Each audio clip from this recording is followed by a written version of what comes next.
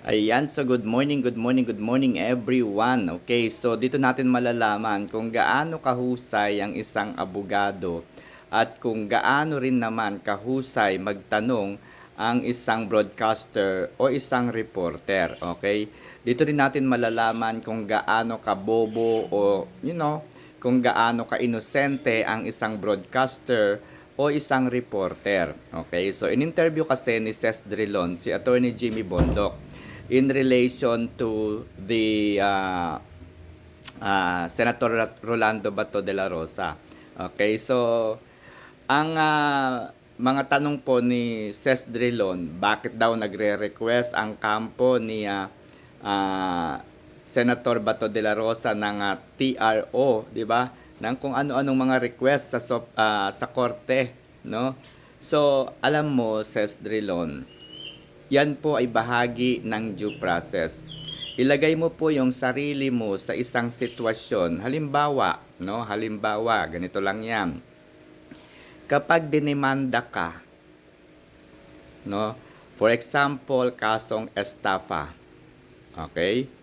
Ano ang gagawin mo? Pupunta ka ba doon sa taong nagdemanda sa iyo? Sasampalin mo ba? O kaya naman pupunta ka sa korte at doon ka magsisisigaw, doon ka mag-i-interview? Yan yung unang opsyon. Pangalawang opsyon, kukuha ka ba ng abogado mo para ipagtanggol ka? 'Di ba? At saka ka magpa-file ng iyong counter affidavit or kung anuman.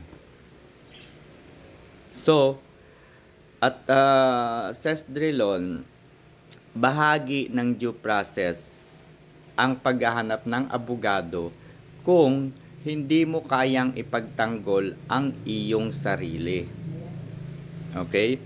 Kung hindi mo kayang ipagtanggol ang iyong sarili, kukuha ka talaga ng abogado. Whether mahirap ka o mayaman ka, bahagi yan ng due process.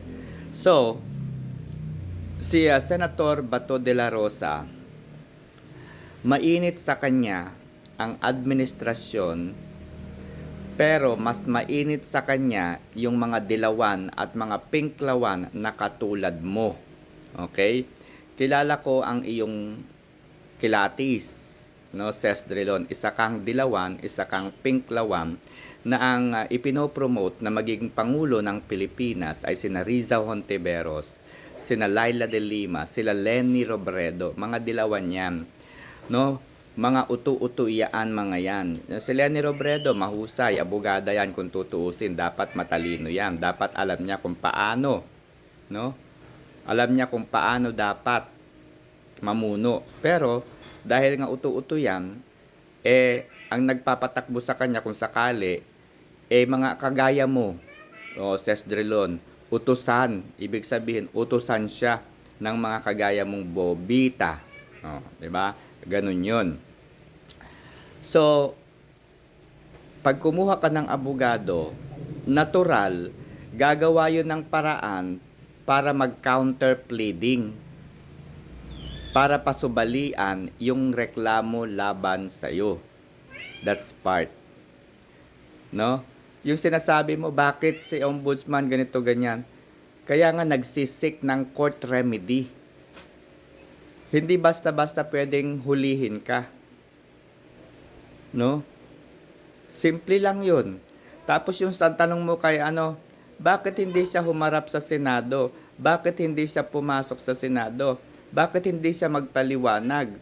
Hindi yung inilalagay kanya sa ganitong sitwasyon na ikaw yung sumasagot doon sa kanyang mga, alam mo na yun, napapahiya ka.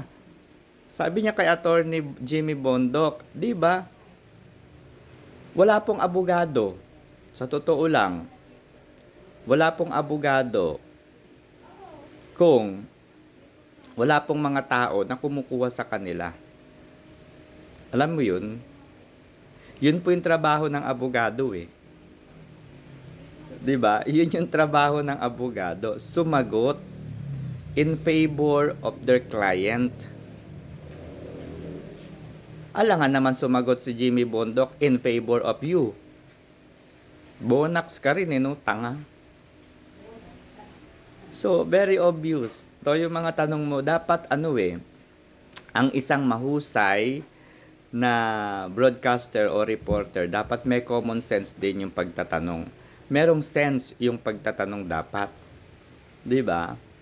So, halimbawa ng pagtatanong, ganito yan. Ano po sa palagay ninyo, Attorney Jimmy Bondoc? Bakit kaya nagsisik ng remedy from the court si Senator Rolando Bato de la Rosa through you? Ano kaya yung pinakamatibay na laban or naiisip po ninyong reason na dapat igawad sa kanya ng Korte Suprema? O, 'di ba mga ganun, dapat mga tanong na ganun.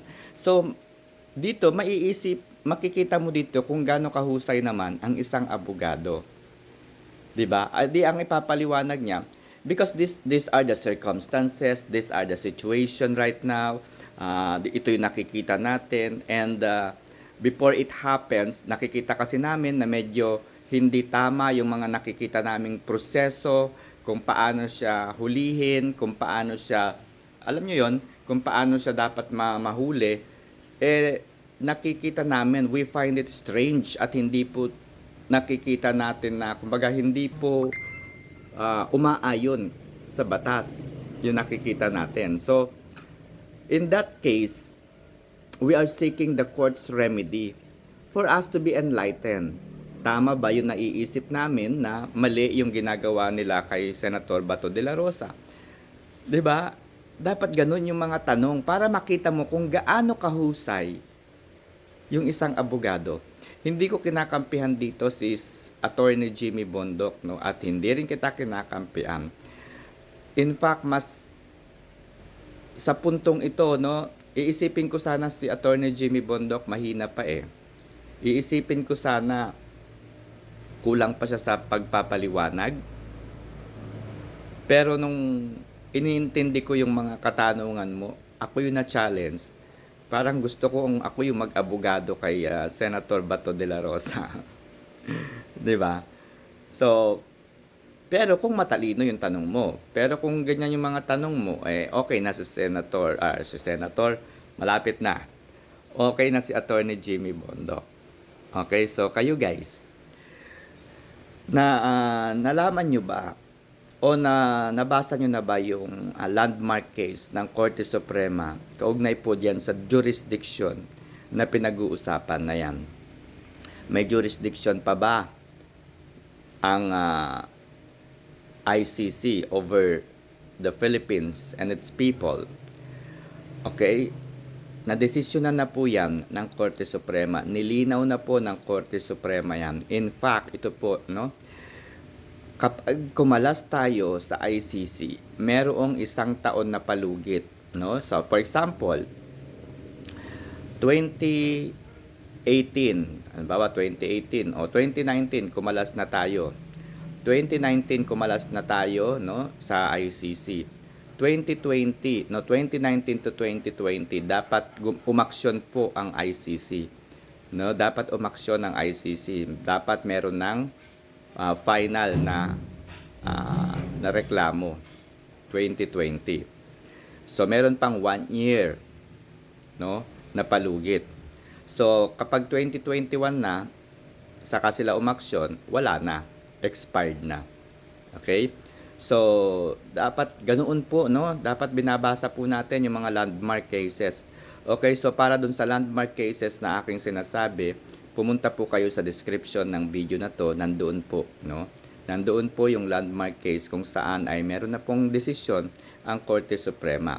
Ang nakapagtataka lamang dito is bakit nila ginawa kay former President Duterte yung pagdakip nang hindi po iginawad ang due process. And the same thing with Senator Bato de la Rosa. Bakit ganun po yung ginawa nilang paghuli kay Senator Bato de la Rosa? Thank you.